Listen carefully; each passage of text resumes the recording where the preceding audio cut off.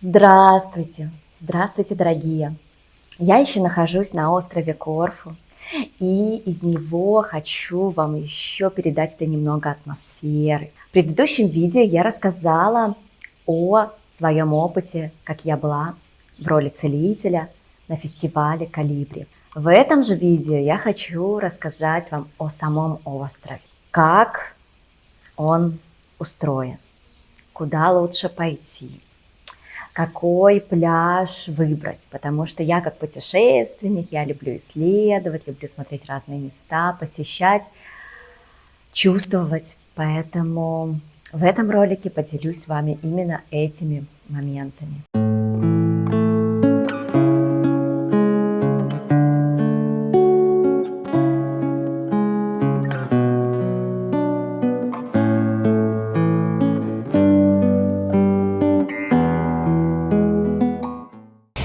Тудудум, вот так выглядят пляжи. Людей миллиард. Зеленая вода красивейшая, стоит прямо на обрыве. Там такая красота. Вот такие пляжи. Все забито. Вообще. Маленькие пляжи, конечно, вот это, они очень красивые, но их минус огромный, что они маленькие и людей тысяча просто, людей лечь некуда. Поэтому поеду я на свой большой, длинный, красивый пляж. Посмотрели и хватит.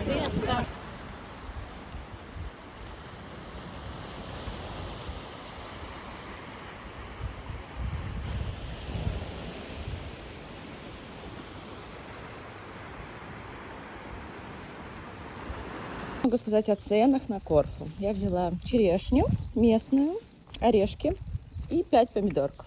18 евро, чтобы вы понимали. Да, местная, но не знаю. На мой взгляд, дороговато. Вот так происходит выброс мусора. Привозят вот на такие станции. Мужчина приехал, выбросил мусор.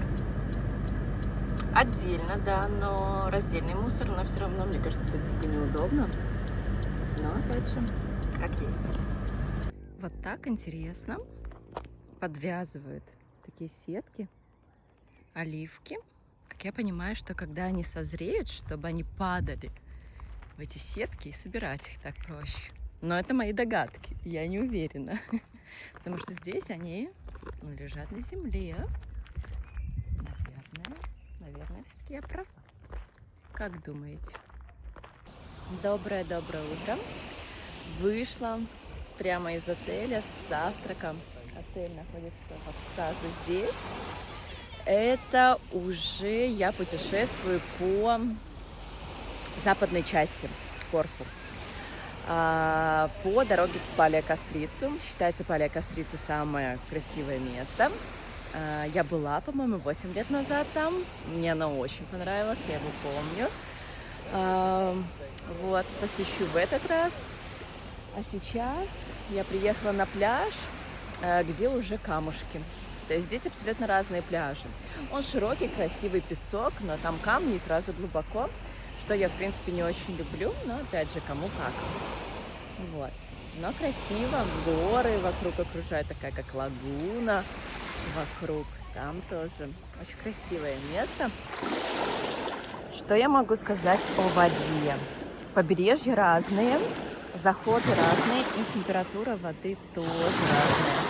В июне месяце вода достаточно прохладная, особенно на западном побережье. На восточном было потеплее, а на западном уже каменистые более пляжи и вода прямо как летом в Эстонии.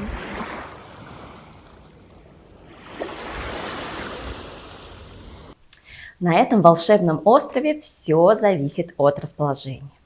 Чем это более западные регионы, где уже более открытый океан, где считаются самые красивые пляжи, самая красивая природа, гористая и прочее, там И жилье, конечно же, дороже и сложнее найти. То есть, например, как я, да, путешествую, я бронирую там за день или в тот же день себе где-то переночевать в хорошем месте, то это не так просто найти. Но если вы будете бронировать заранее, я думаю, это будет достаточно просто. И цены, конечно, разные. Сейчас я нахожусь в последней своей локации. Я сняла прекраснейший дом в горах, целый. Третий этаж, получается, это трехэтажный дом. На первом живут сами хозяева, а вот здесь они сдают. И полностью тут получается большая гостиная. Я покажу в этом видео обзор. И это намного дешевле в центре острова, чем, например, снимать отель.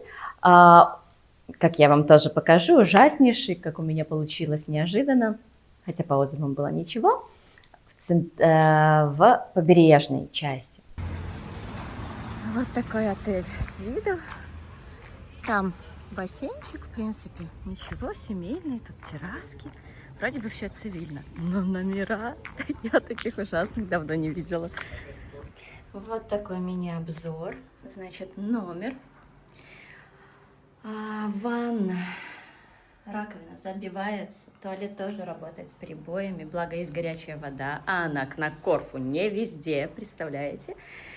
Кровать относительно хорошая, все чисто, мебель тоже относительно новая, это я в синем цвете почему-то.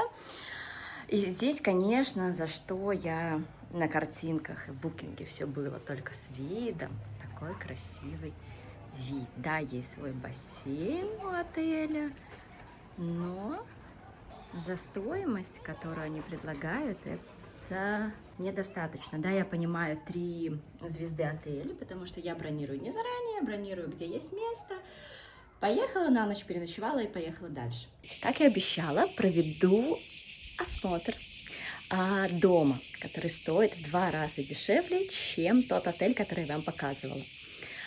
Посмотрите, во-первых, какой вид.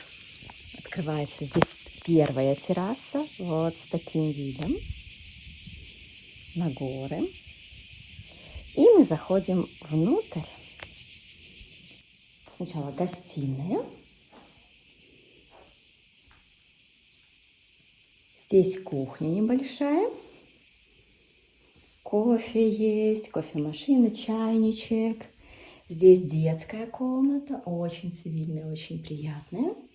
Мы проходим дальше. Здесь ванна красивая, прям ванна, прям можно лежать. Это я. И мы проходим дальше. Здесь, только посмотрите, какая спальня. Вот с таким видом. Противомоскитная сетка. Вот вторая терраса с видом на горы.